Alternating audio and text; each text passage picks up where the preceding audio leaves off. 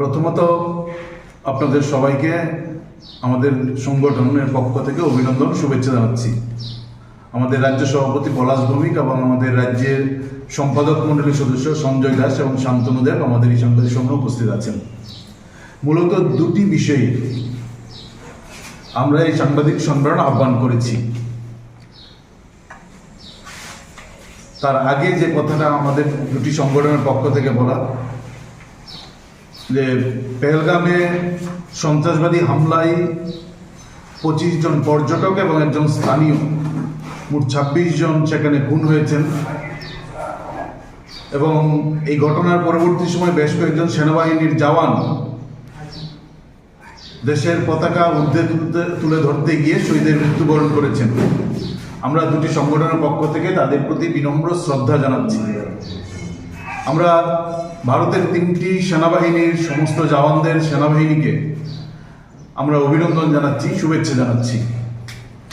তার পাশাপাশি আমাদের দিক থেকে যেটা বলা, যে আমরা ইতিমধ্যেই দেখেছি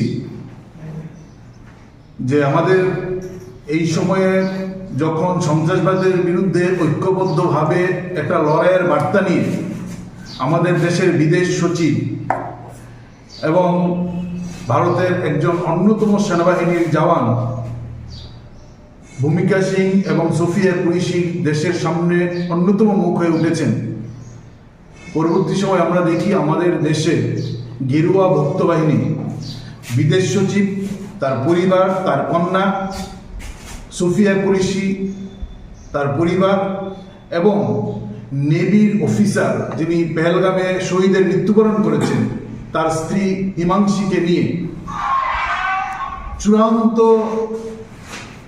নৃশংস কদর্য আক্রমণ সংঘটিত করছেন।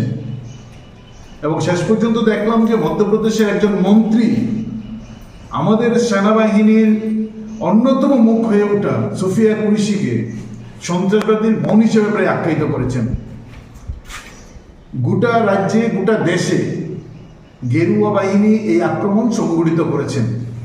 আমরা তীব্রভাবে এই পরিস্থিতিতে, যখন সেনাবাহিনী বলছেন ঐক্যবদ্ধভাবে লড়াই করা উচিত এবং এই সময়টা হচ্ছে ঐক্যবদ্ধভাবে লড়াই করার, তখন এই ভিন্ন আক্রমণ, একতাকে ভাঙার আক্রমণ, ঐক্যবদ্ধ লড়াইকে দুর্বল করার যে বিজেপির ভক্তদের এই আক্রমণকে আমরা নিন্দা জানাচ্ছি।